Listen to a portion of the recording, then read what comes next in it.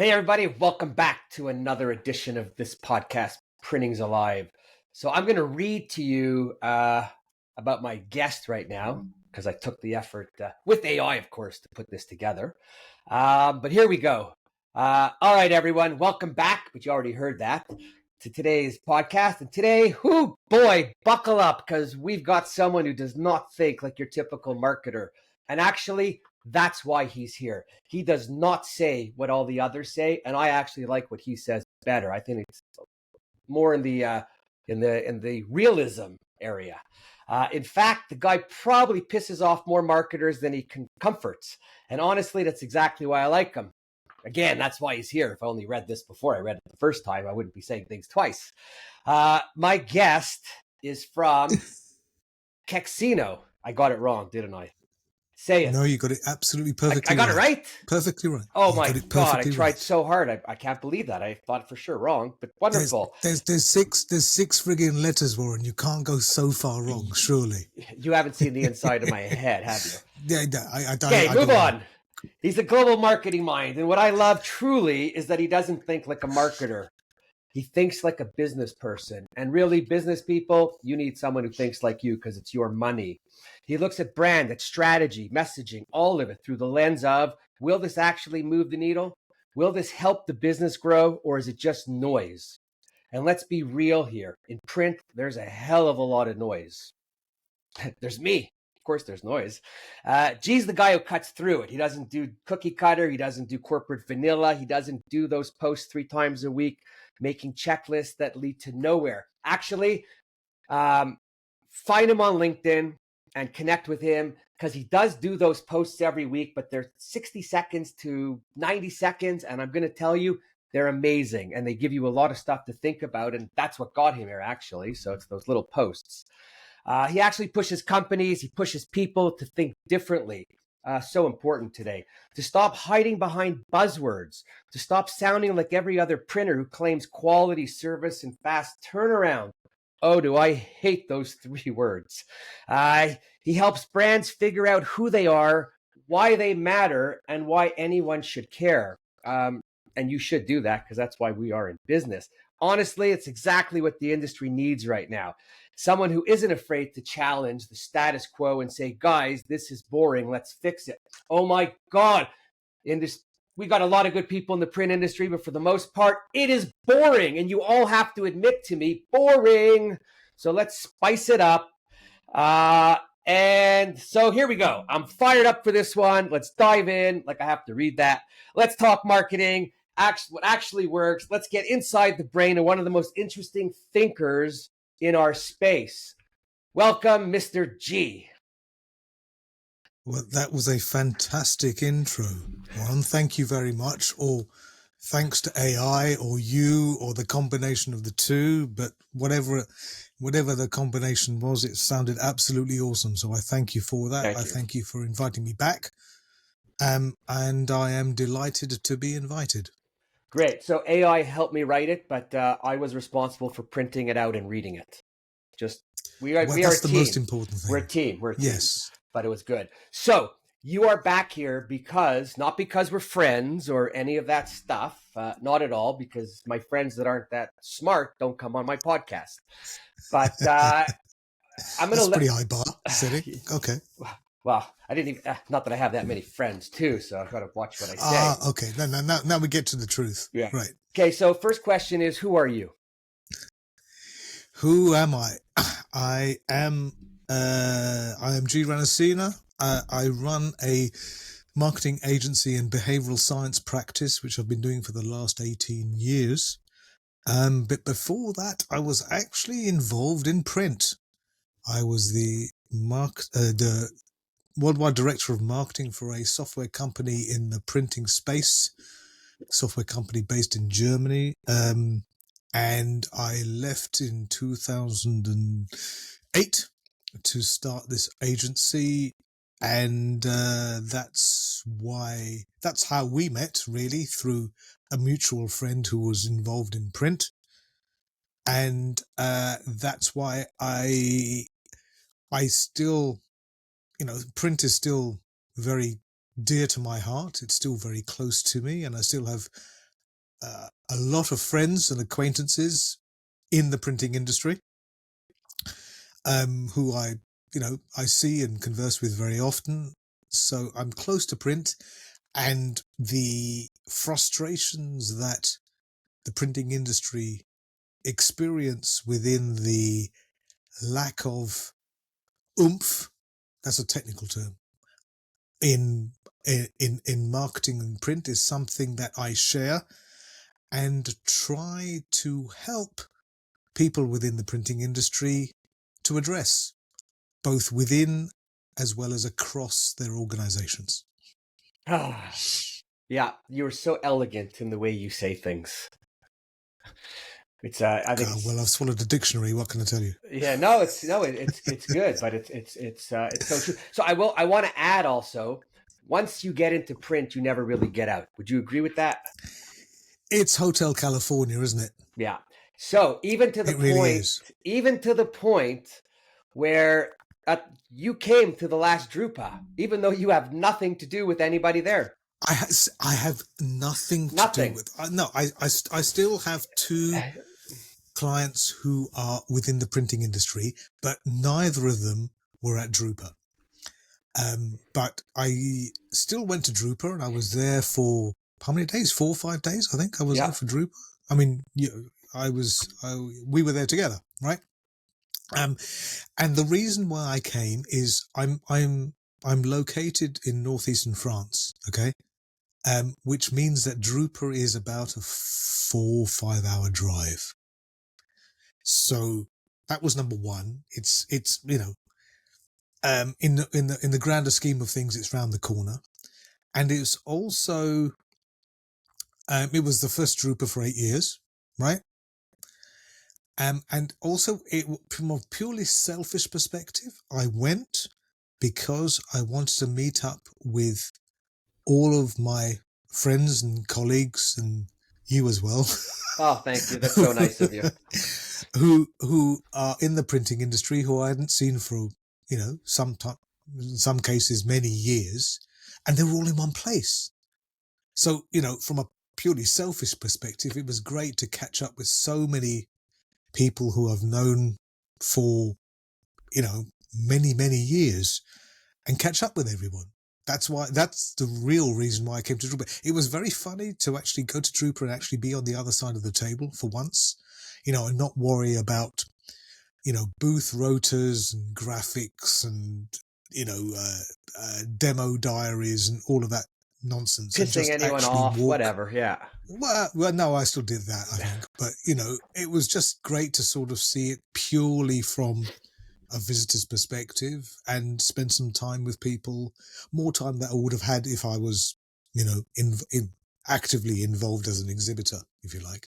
So it was great. I absolutely loved it. So I bring that up for people listening, because if you're in the print industry and you didn't go to Drupa, shame on you. If you didn't go to Printing United and it's near you, shame on you twice. My point is, you got to go to the shows. You got to support the industry, and you go for the meeting of people and the ideas. Drupa is the world's biggest print show. I was going to say party. So print show. Okay, we have to be. You don't know. Maybe we went to different places when we were there. Maybe HR are listening in, right? Maybe the CFO is watching. We have to be careful. I'm in charge of HR in my company. If you've made at least $5,000 in the past 4 or 5 years as a direct result of the printing industry, and you can't be bothered to book a flight and a hotel to come to the world's biggest print industry event, trade show, then shame on you. Absolutely shame on you. Because yes, of course, we need to support the industry, and these things are getting more expensive each time. Don't get me wrong. And there are certain people within the industry who, question the relevance of trade shows in their current format, and, count me as one of them.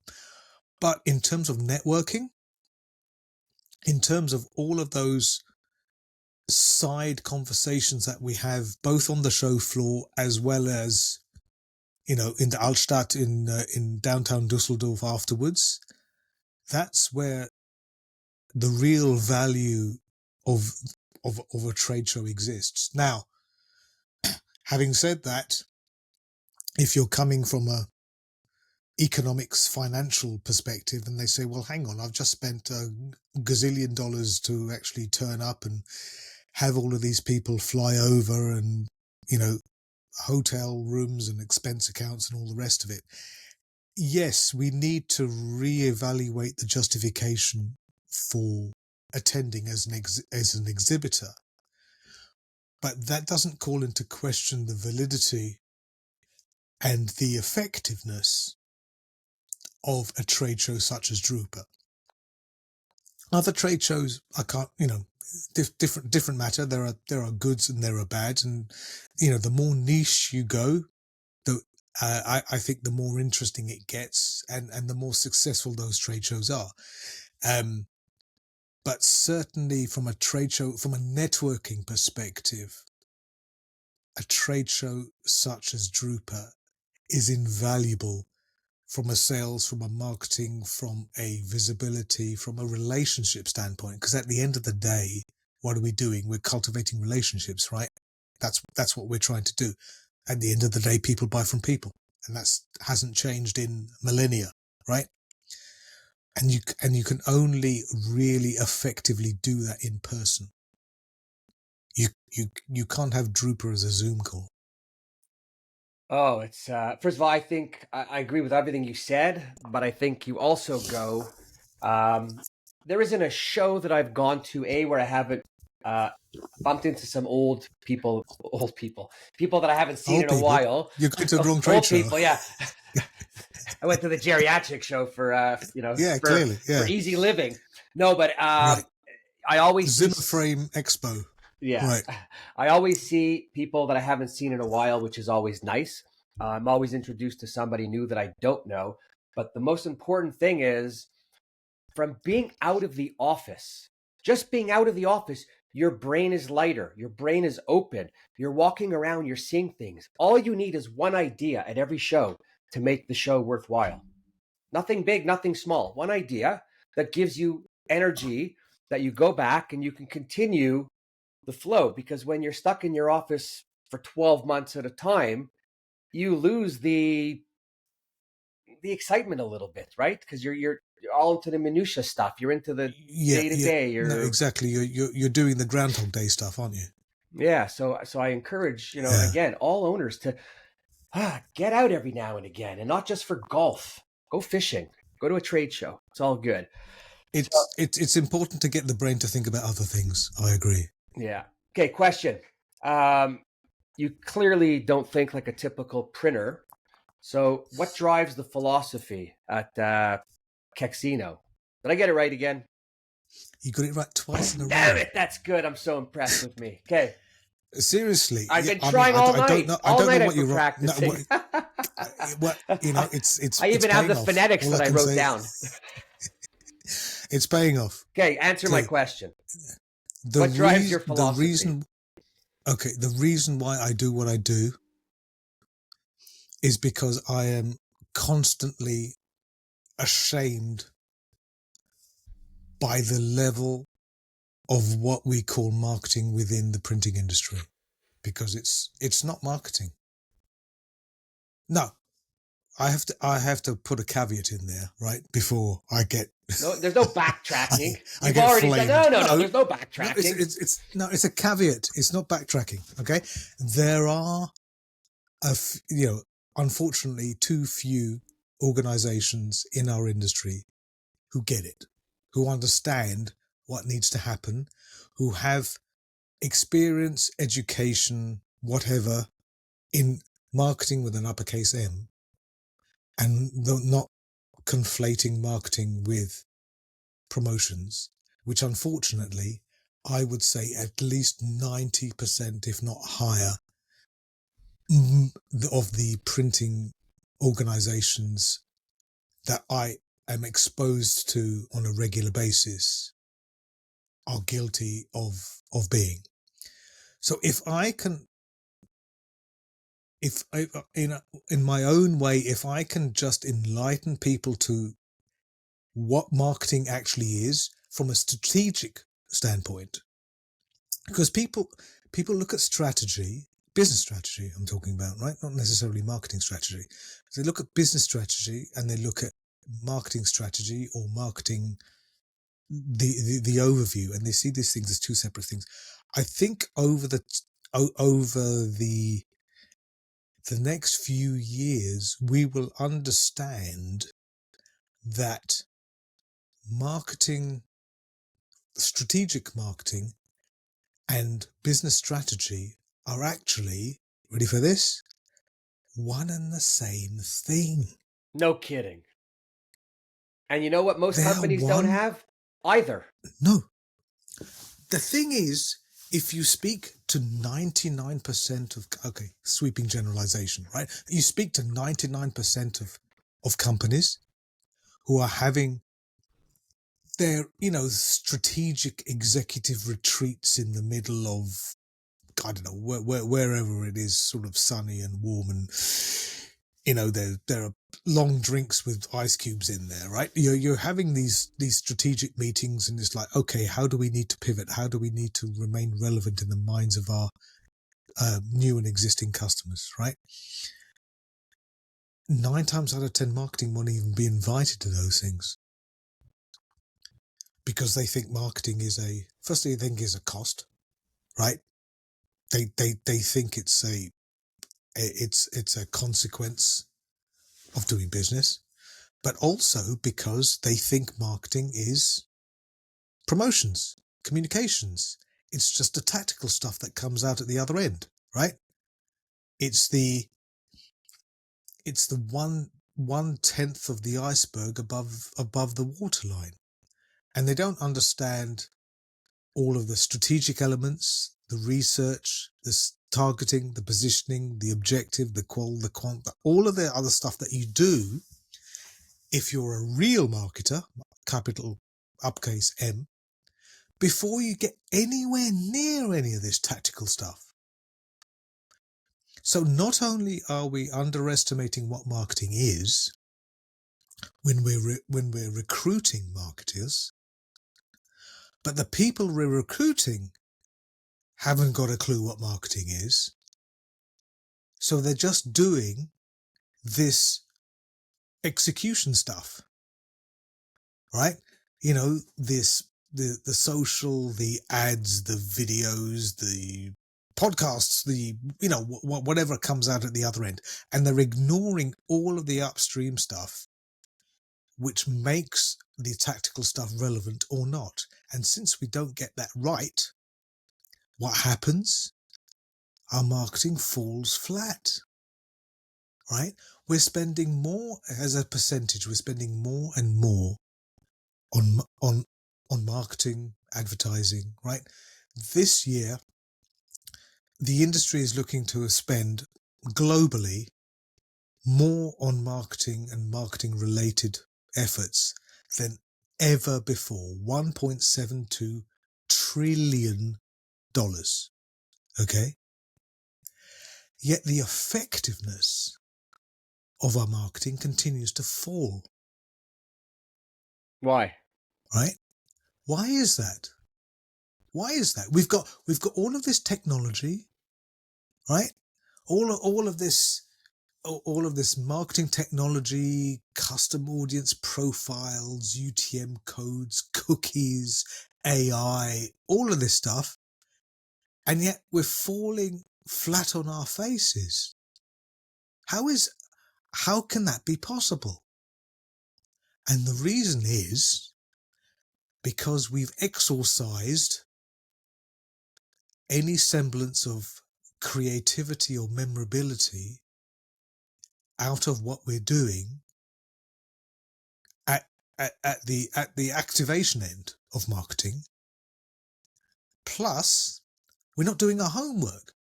We're not looking at the basics of what marketing is, because the people who are put in charge think marketing is just promotions, and they're not looking at it from a strategic aspect, which is the reason why it fails. Because if you get the upstream stuff wrong, it doesn't matter what you do downstream, you are going to trip up and fall flat on your face. And this is clearly what's happening with people. So they look and they say, oh yeah, no, we tried marketing last year, it didn't work. Oh, so it's marketing that didn't work. So what about all of these organizations that are implementing marketing structure and it's bringing in tangible revenue benefits to growth of the organization? What about those guys? Oh, well, they're bigger. Oh, they've got more resources. Oh, they're using whatever it may be. They want to come up with excuses. But the truth is because they're doing marketing properly. They have people in charge of marketing, either within or external to the company, who are experienced and educated in actual marketing, proper strategic marketing that comes well before, positioning, branding, all of this stuff that comes well before any tactical stuff. And we're ignoring all of that. And so it's not a surprise when all of this stuff explodes in our faces. We are embarrassing ourselves, especially in the printing community, where we're exposed to some of the best tactical marketing on the friggin' planet from our clients, and we're not learning anything from it. We know what good looks like, but since we haven't done the strategy stuff, we can't apply that to our own businesses. I mean, how sad is that? That has been one of my angsts for the longest time. I was marketing for a long time, and all kidding aside, I didn't really know what marketing was. I was just putting out stuff to promote the company, Right. our name on big posters, big banners, dropping them off. Turns out at the end, I did some of it right because I wasn't pitching anything. We were just showing, right? Drop off. This is what we're up to, just building like that.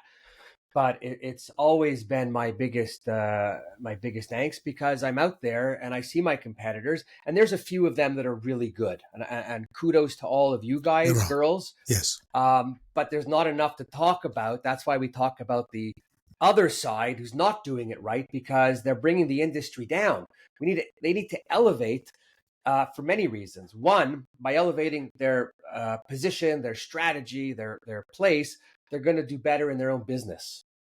And then secondly, it's the messaging that we give to the rest of the business community about the print industry. And we take it back, because there isn't a person I meet out there that is not in the print industry. He doesn't give me is print still moving, or is there still an industry? And I'm like, shut the fuck up. That's how ignorant some of those people are. But I think as printers, we are just as ignorant as some of the customers out there. Right? Because we're not. But that's absolutely fine, because we're printers. We're not marketers. And we're shortchanging our business. We're actively preventing growth of the business by not putting in place the people, processes, and systems that can move our business to the next level. So what happens is we look like everybody else, right? We're pricing as cost plus X% instead of value-based pricing, right? And we're talking about crap like quality and service and whatever else, which everybody else talks about. So it's not a strategy, okay? Proper strategy is saying something where the inverse isn't a crock of shit, right? So if you say our strategy as a printer is to produce the best possible quality, right? And that is our strategy, right? That implies that there is an inverse which makes sense, which clearly doesn't, because there isn't a printer on the planet whose strategy is to produce crap, low quality. So then it's not a strategy, is it? It's a way of life. That's what we do. And then if you look at print buyers, they don't value quality. They expect it. It's part of what you get. If you buy a TV and you bring it home and you plug it in and it doesn't work, right? You're going to send it back. Maybe you'll get another model, or maybe you'll just get a refund and just not buy from that brand again because, you've had your fingers burnt. Quality is table stakes. Quality is just, the barrier to entry. Everybody expects quality. Everybody expects customer service because they get customer service off the scale from all of the other organizations that they interact with, right? This is why I say things like, we're competing with Amazon, right? Now, whether you like Amazon or hate Amazon is irrelevant. But in terms of a user experience, Amazon is awesome, okay? You go in there, you search, you get a list of stuff, right? It's tailored to you. You get all of this stuff saying, this is what we recommend. This is the Every best day they selling stuff, recommend. right? And then at the end, you scroll to the bottom and you've got all of these reviews, which may or may not be true, but it doesn't matter because we are still influenced by reviews, right? But then have you ever had to return something from Amazon, right? The process to return something from Amazon is as low touch as you can possibly imagine. You go through your order and you say, yeah, okay, this is what I ordered. I want to return this. Why do you want to return it? Because it was too big. It was too small. The blue wasn't right. The red wasn't red enough. Whatever excuse it was. And you hit go and you get a barcode to print out and you stick it on the package and you go to your post office and it's done. And as right? soon as they scan it, you get a refund. And then you get this callback thing. I still don't get in 2025 why more businesses haven't copied Amazon. Right? Amazon are making a fair bit of money at the moment, right? So clearly they're not wasting stuff, but they're not wasting money on stuff that doesn't work, right? The callback stuff. So you go online and you have a problem with your order or it hasn't arrived or you need to return it and you don't know what to do and whatever else. And you have this call me button, right? You hit this button and seriously, it takes like 3 seconds and your phone rings. And you don't have to say who you are, what you've ordered, what you want to return, they don't need nothing. They already know all of that stuff. And they just say, how can we help?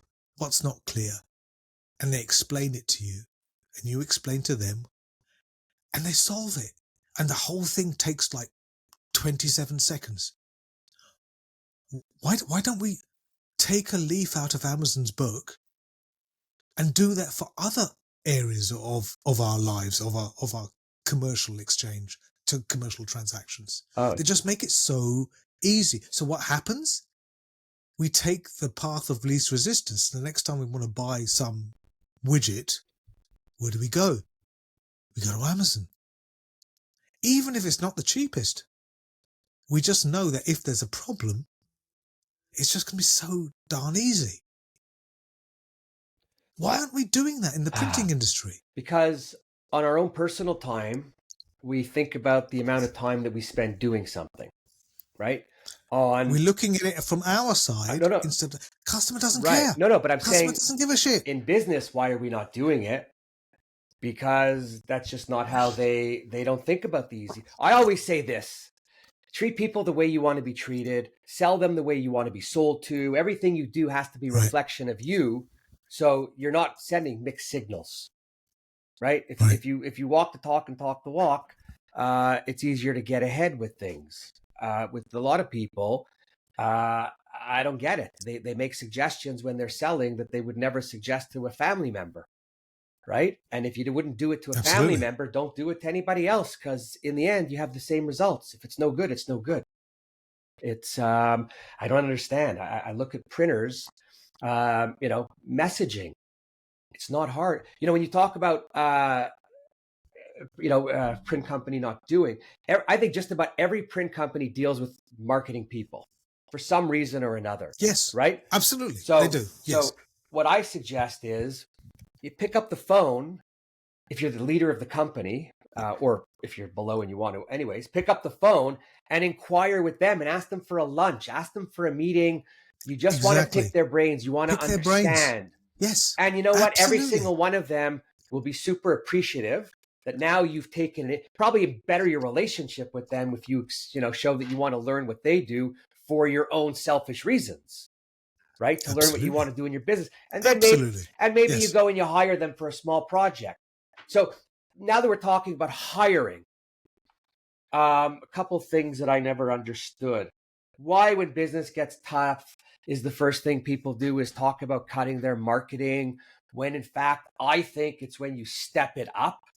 Because I think when you cut it, it sends a bad message within your own company as well, that people lose their motivation for continuing to go out and knock on doors. Because 95% of printing companies see marketing as a cost, not part of the value creation process of the business, right? Could your business exist without electricity? No. Could it exist without water? No. Could it exist without a roof over the plant? No. Marketing is as systematically endemic within the structure of the organization as utilities. And the reason why is because back in the good old days, when people would beat a path to our doors, well, all we had to do was put the open sign on our door and people would actually come in, right? We didn't have to market. Or we had our network, right? Or in the old days, our Rolodex, where we could call upon people who we knew to fill our order books.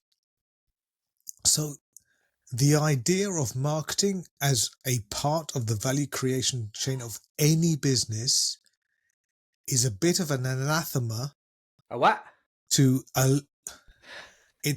It's alien. I would never use that word, by the way, but yeah, I could never. Okay. I got to write that down after. Okay. I'll send you the spelling. Send it to me. Right. Right. No problem. It's something. It's so far away from what people understand marketing's role within the business, and it's shockingly obvious if you look at the state. If you look at the the P&Ls of most printing companies, it's clear that there's something missing. Until you can actually accept what marketing's role is within business, and it's not about fireworks and flashing lights and explosions and car crashes and Michael Mann movies and all that sort of stuff that we see at the end of the process, right? It's from a strategy point of view, in terms of the basic questions that we should be answering. Okay, who am I targeting? Okay, and who am I targeting? The answer is not everyone. Okay, clue. Okay, how do we intend to target them? What is our position?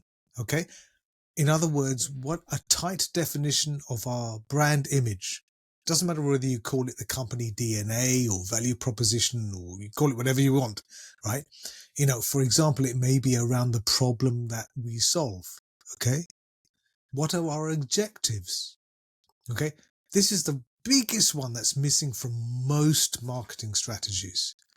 Okay, not the business objectives, not the sales objectives, not the tactical goals, but what am I trying to achieve with these efforts? And I don't mean grow by 40% or increase market share or any other crap like that. I mean, these things aren't objectives, they're outcomes. Objectives they're are prayers. Right. When you're talking numbers like that. Yeah. Yeah. Okay. Yeah. Grow by 40%. And clearly we're talking about, we're talking Fantasy. about Christmas, aren't we? Yeah. Right. But these sorts of things, they aren't objectives, they're outcomes.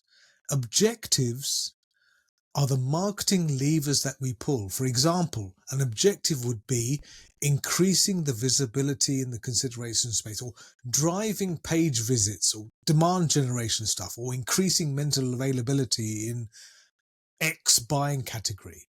These sorts of things are objectives. Now, if we can bother to do that stuff, we're halfway there.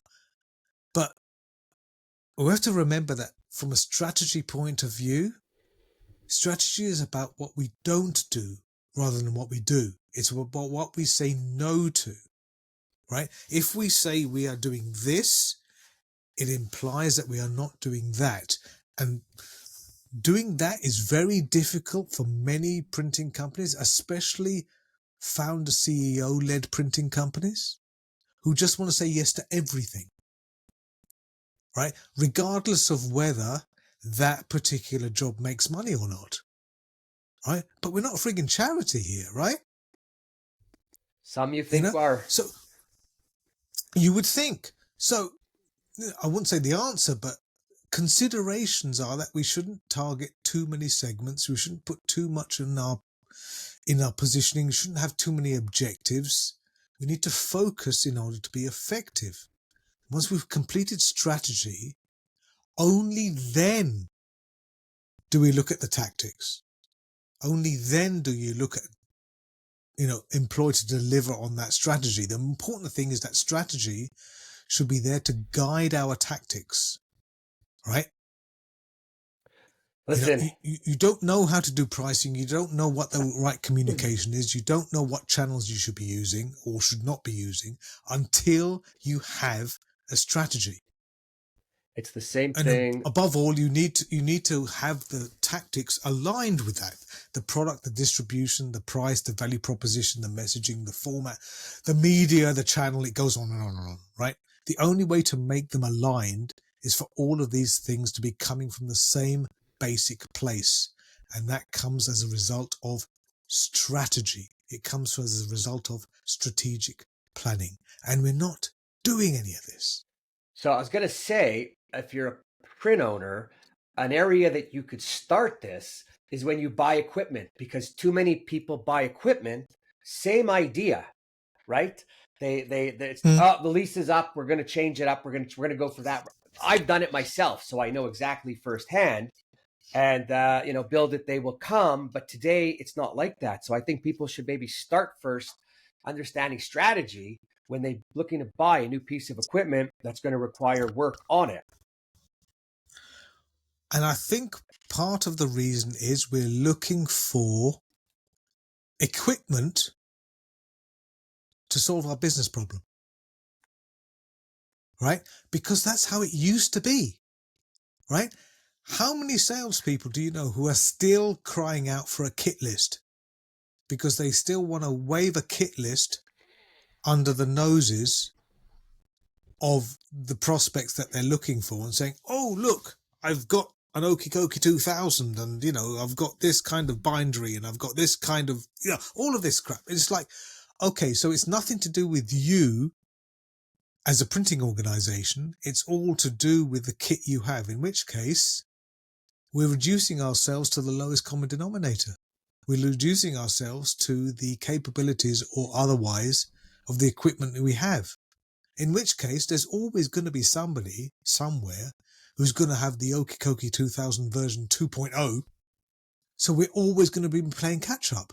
And we're never going to make any money because we're too busy reinvesting and buying new kit. But it's not about the kit.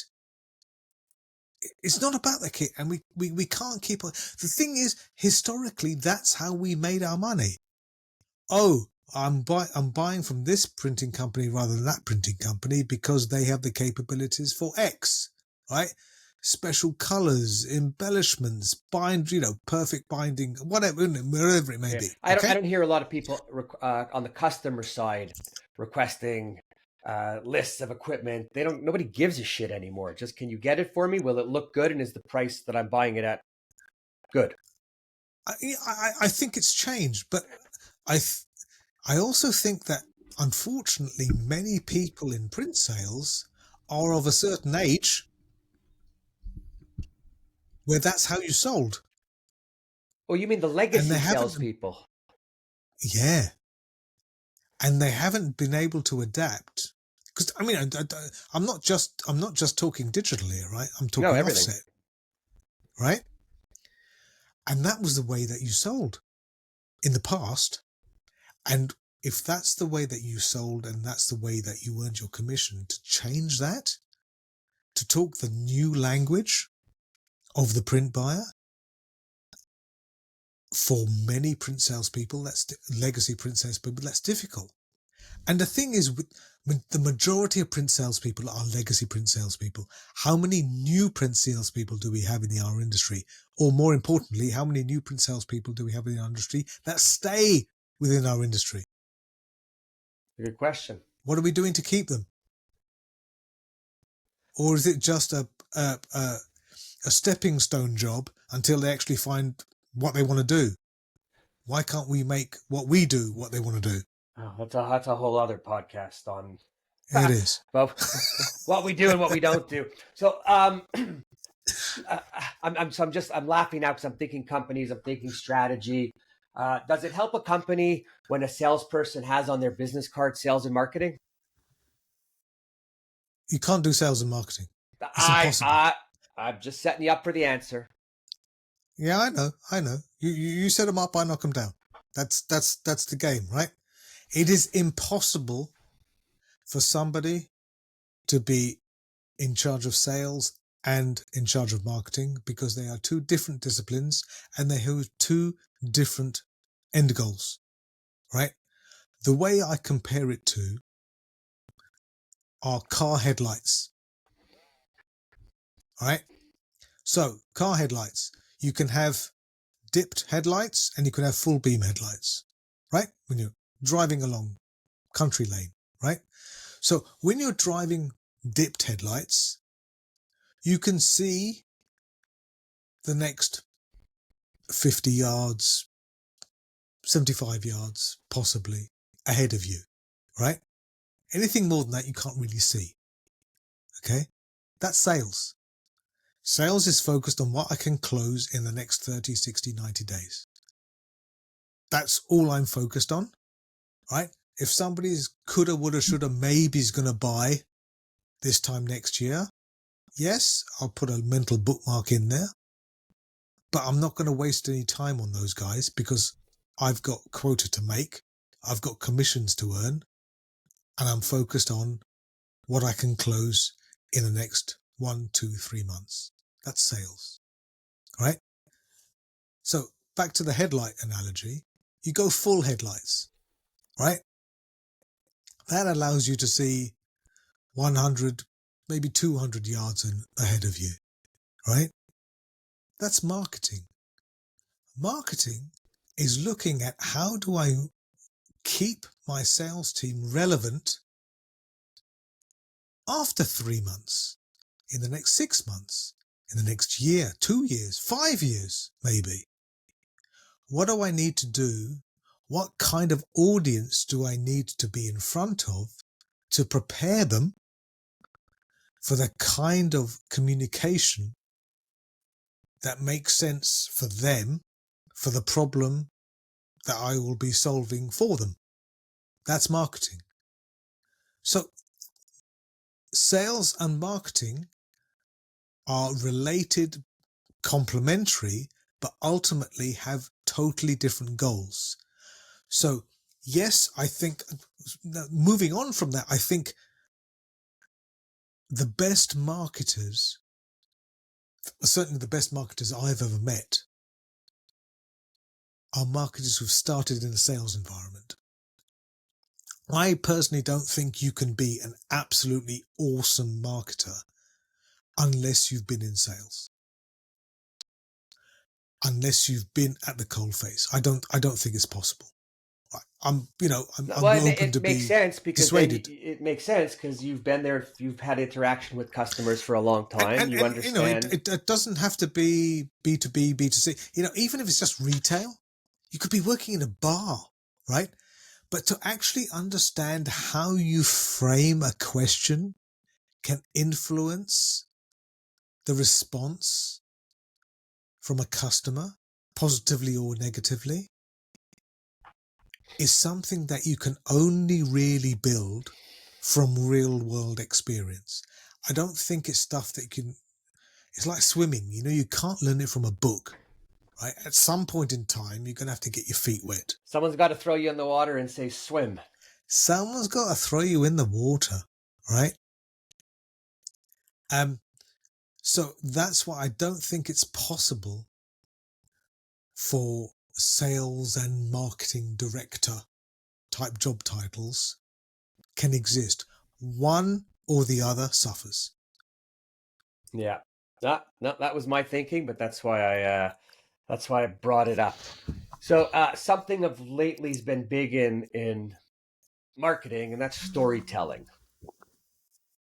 What's your take on the storytelling, or perhaps even how people should be telling their story? We have to look further upstream as to how new or existing customers think of us, or more importantly, how they remember us, how they recollect us at the time of purchase, at the time when they are in market. Okay. There is a well-known, let's call it a rule in marketing. If you spend any time on LinkedIn, you'll find this out. And it's called the 95-5 rule. And it came about from a commission by LinkedIn to an organization called the Ehrenberg Bass Institute in Adelaide, Australia, which is the marketing industry's foremost educational establishment for marketing in the world. And a guy called Professor John Dawes wrote a paper which is freely available to download. You just need to Google all of this stuff, about the fact that whenever we send out a piece of communication, 95% of our total addressable market, people who could be buying what we're trying to sell, are not actually ready to buy at that precise moment in time. Right? It's a timing thing, right? They may be ready to buy tomorrow, next week, next month, next year, but we don't know because we don't know what their particular buying cycle is. What we do know is there's only 5% which are what we call in market. 5% of the people who are actually looking to buy what we're selling at that precise moment in time. The thing is, and this is primarily in a B2B situation, which is what we're talking about for print, right? Unless we go web to print, but that's a different kettle of fish. So if that's the case, when somebody is looking to buy what we sell, we need to be front of mind so that when they think of, oh, I need a bit of print to solve my particular problem, who am I going to use? We need to be one of those providers that come under consideration for that customer. And the only way we can do that is to be in their mind prior to them making a consideration list of whom they're going to buy from. Right? So that means that we need to be in their face at a subliminal level, at a low level, prior to them being in a buying phase. The issue is that most printing companies are expecting a cause and effect action from their promotional efforts. They think that if you open the tap and start talking about, hey, we're a printer, we're going to help you print because we do super high quality and our people are great and our turnaround to all of this total crap, right? And they turn the tap on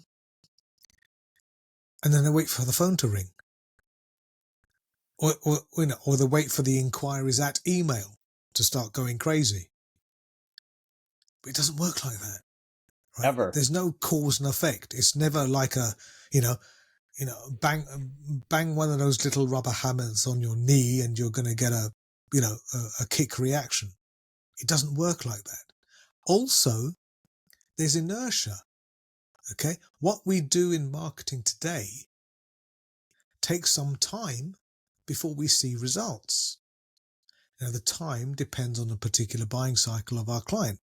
Well, actually, right? I'll interject for a second, because in the old days, there was a couple sales gurus who would say that it was 10 paddles or touches before you got somewhere with a customer. You're right. 10 times you had to meet them, see them, drop something off, leave something so that they knew who you are. Today, I think it could be 13 or 14 because it's gotten a little harder to reach people even. But it's just gotten a little more, you have to be a little more targeted, I think. Yeah, I don't think we put a number to it. But I think that what are we trying to do as marketers, right? All we can do as marketers is create the durable memory structures in the brains of our customers so that when they are in a position to buy, they think of us as well as probably a bunch of competitors, right? But we are on that list. And that list is maybe, 3 companies long, 5 companies long, 7 companies. It's usually always an odd number. Right. But that's how the brain works. And we can talk about that at a different time because we haven't even talked about behavioral science, but we won't even go there. The point is, I haven't researched behavioral science yet. I'll do that for next time. Okay. No, that's we'll do that as a part 2. The point is, if we're not on that consideration list at the point that they're ready to purchase, the chances of us barging our way into that consideration list after the fact is virtually zero. Right? Once people have a list of possible suitors to address their issue, the chances of us choosing as a consumer, as a client, choosing somebody who's not on that list is infinitesimally small. So what we need to do is we need to come to mind when they're forming that list. And we're not doing that. We're looking at this cause and effect thing. Turn the tap on, wait for the leads to come in. Once we've got enough, we turn the tap off. You got to maintain consistency. Repeat. Right? Then we need to split our marketing into 2, I wouldn't say halves, but to 2 different branches. We have the brand awareness stuff, the brand marketing, which is why choose us, why we're great, why we're different, why you should look at us as opposed to the other people down the road, okay? Or on the other side of the world, whatever it may be. What makes us different, why we are great, and why you need to do business with us, that sort of stuff, right? As well as the performance marketing. It's called performance marketing, but I hate the term because it's like, well, why would you do marketing if it doesn't generate performance? Right. You don't want non-performance marketing. More buzzwords. Performance marketing is the buy one, get one free delivery until the end of the month, also available in blue, all of that sort of pushes you over the edge to make a decision today rather than tomorrow, that sort of stuff. Okay. Now we need to have both of those. But what we need to do is have more of the brand stuff than we do of the performance stuff. Because we want to think about that 95% that we want to influence and plant the seed of memory in their brains. But we need to have the performance stuff because otherwise we're just one of the people under consideration, and we need to have a trigger that converts into an action so that our potential client chooses us rather than somebody else. And so what we're doing as an industry is we're just doing 100% performance stuff, and we're doing zero brand stuff. So it's all transactional. It's all about pricing or turnaround or something quantifiable, definable, and instantly comparable to somebody else. So we've commoditized ourselves, right? The industry commoditized themselves 30 years ago by choosing to compete purely on price. So I have another question. And now what we're trying to do is to reverse that and try to compete against things other than price.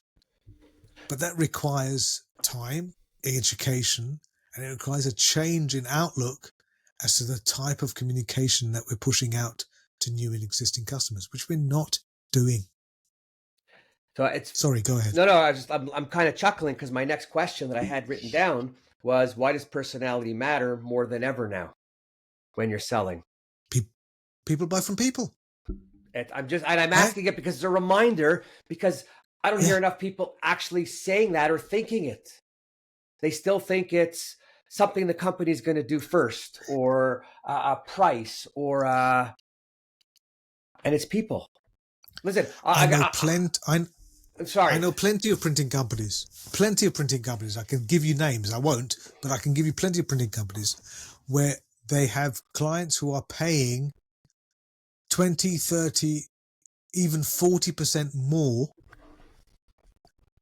than they could get the job done, simply because they can speak to somebody, Bob, right, Derek, Doris, whatever, who knows what they want, who understands that their back's against the wall, and they don't let them down. Well, the supplier appreciates the customer. The customer knows the appreciation. Do you know how many people are selling online, have work coming in, and never pick up the phone call to just say thank you to customer? Huh?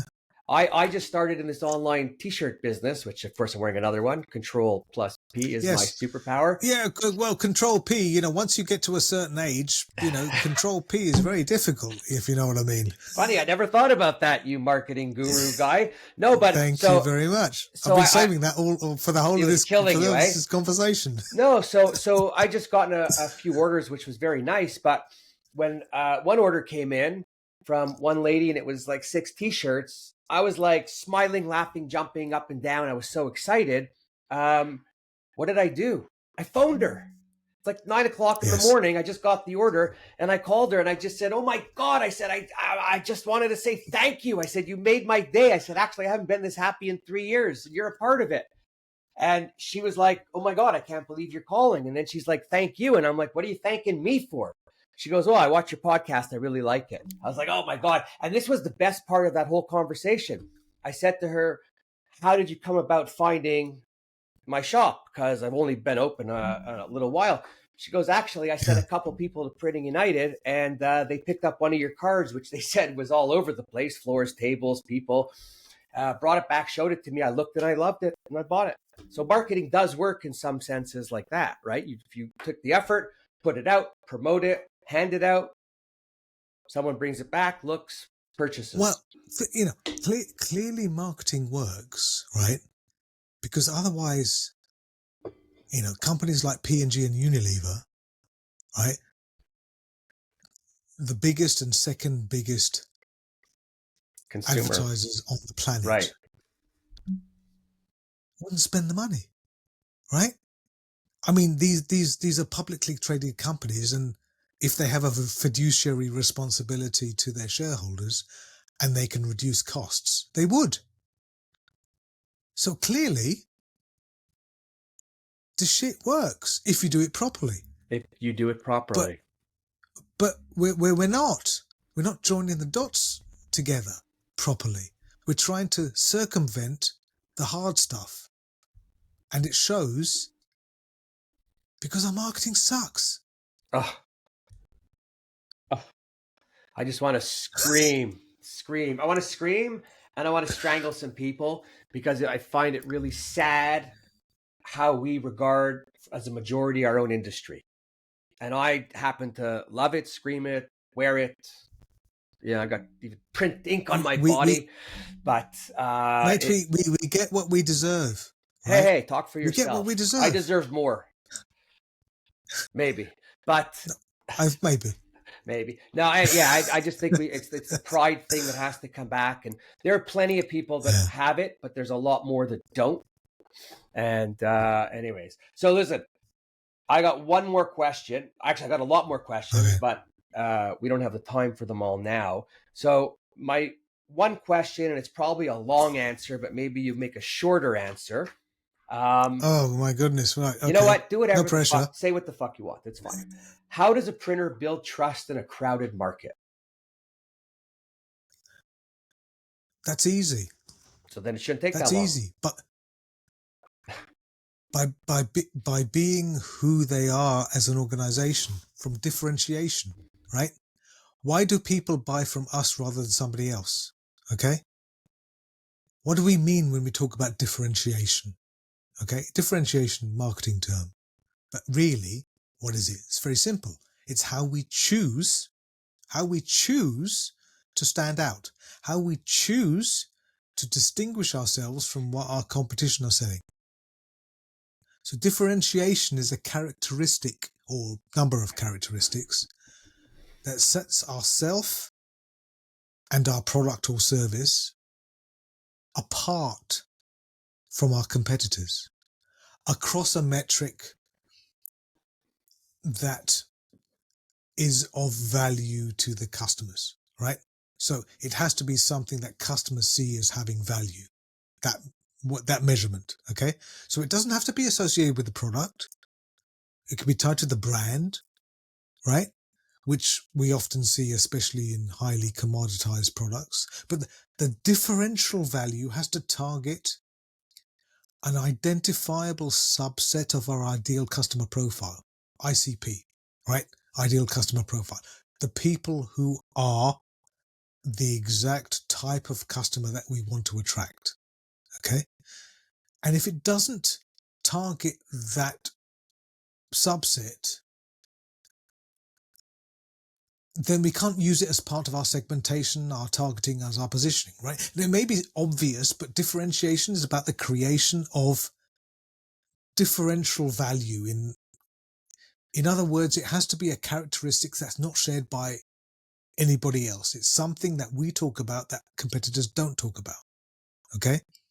When I speak with business owners, right, CEOs, COOs, even CMOs, and I ask them, what do you think your differentiation is?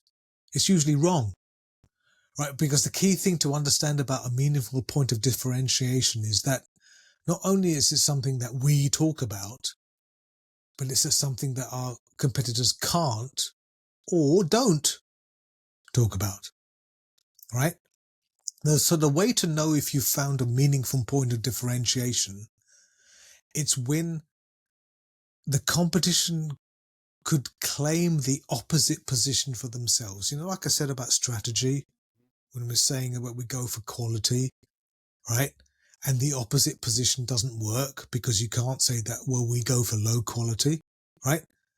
So when we're trying to work meaningful points of differentiation, a good place to start is to ask ourselves the question, what can we say about what we do in which our competitors would be willing to state the counterfactual about their product, right? So for example, we have the best qualities, not a differentiation, not just because, everyone else says it, but most customers see it as a given. But if we apply the counterfactual test, right? What can we say that a competitor could say the counterfactual? The concept fails because no competitor would ever say that, the product has meaningful differentiation because the quality is bad. In the same way, we have the best staff or we have innovative products are not meaningful differentiators. Differentiation is something that we talk about that matters to buyers that our competitors can't or don't talk about. And it's different for every single printing company.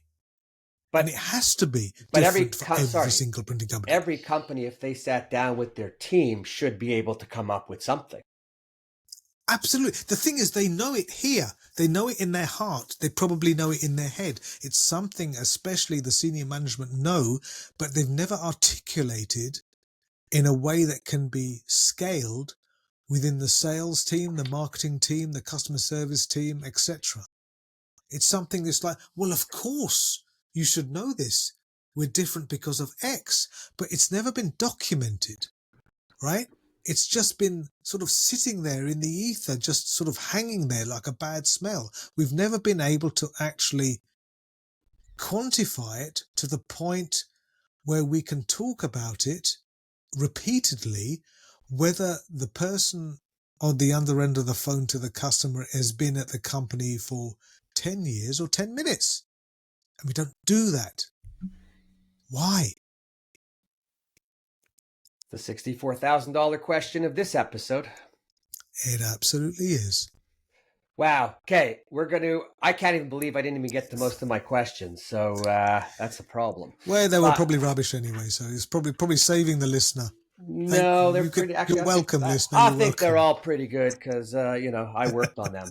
But wow. So, oh my, I'm like my head is just turning with all kinds of stuff. So, if you made it to the end of this podcast, reach out to some of your printer friends and suggest to them that they watch and listen to the podcast. I think there was a lot of great insight, and you could make some changes within your own business without doing too much, and you don't have to spend a whole lot of money. Just sit down and have a conversation with the team. Find out what everybody, have them on blank cards, write down what they think of the company, what they think differentiates you from the rest. Pull everyone together, see what comes up right there. And then you have all the people who know better than you because they're out on the street and they're working. So they should have more answers. This whole process, it's not hard, but it's not simple, right? We need to put a stick in the ground and make some hard decisions about who we are and who we're not. And that decision sometimes is very difficult for many organizations. We need to be able to do that, to be able to form those memory structures in the minds of our new and existing customers. Otherwise, we're just like everybody else that they're looking at. Yeah, we actually at our company, we went out and we actually did some customer surveys and we did a lot of conversations to find out to hear. Right. We hired at the time I had hired some outside agency to come in to do some things that we wouldn't even think about because it's not on our mental radar. Right. So, which is normal. Yeah, no, absolutely. And quite often, you do need to get external help in there just to clarify what you need to do. It's not something a long-term gig or something. It's just so that to give you the information and the process and the way of working to get you to where you need to be. It's a helping hand, and that's not to be it's not something we should knock. No, right? But because we all need help. Exactly the same thing with our customers coming to us for what we do. Exactly the same thing. Right. So again, I always say, treat people the way you want to be treated. Remember what you're doing, and work it that way. So wow, I'm like almost a little like out of words here, but never out of words really. So first of all, awesome. That's the reason I brought you on. Thank you. Because you've said everything different than most people that I hear in marketing. And I'm hoping the people that are listening walk away with one or two little tidbits that they can go back to the office with, sit down and start to think about how they want to be perceived out there by doing the right things. I'll throw out there that if anybody listening wants to call me to figure out what maybe some of their needs are, if they need some help, I could absolutely help you out. Gee and I together could help you out, meaning I'll just pass you on to Gee, because I'm not going to try and keep up with what he just said. We can do things together. There's overlapping competencies here. It depends on the application. Once I get the name and number, I pass it off to you. So then I'm done. Anyways, all kidding aside, you know me, passionate about print, want to see print companies succeed. So feel free to reach out to me. I'll put Gee's contacts when we post this, so you can reach out to him. If you're okay with this, and I just thought of this, then I'd like to make you a quarterly guest. I don't really have quarterly guests, but you were talking so different. You were talking so different than other people that I think people can use a fresh flavor. And I would encourage anybody listening to try some of the things that were discussed. You don't have to spend money. Try them. And, It's not about money. It's about making a decision. Right. That's what I'm saying. You could try. It doesn't cost anything, right? Before you get to anywhere else. So, all right, we're going to leave it at that. But I'm tired from listening to all that, and in a good way. No, in a good way, because I've always talked about marketing. I always talk about what people don't do. I talk about me learning marketing, and I didn't know when I got into it. It just happened. I learned what a brand was. I didn't know what a brand was before. Now it seems like everything's called a brand. But anyways, leave that for another day. Too many things are called brands. That's for next quarter. That's the next quarter. So, Gee, anything you want to say to everyone before I cut you? 4 words. Listen to your customers. Spend more time listening to customers. That's more than 4. We don't do enough of that. Oh, it's 4 with each thing you say. Okay. Listen to your customers is 4 words. That's going to be a post. Listen to your customers. I like that. And it's true, by the way. So thank you for all of your, great It was thoughts. a pleasure. I absolutely enjoyed myself. Everybody else, I'm so happy you made it to the end. Thank you. As always, reach out to me if you want to know something, if you want to be on the show, if you think someone else should be on the show. Otherwise, go out there and just keep printing. Love you all. Ciao for now.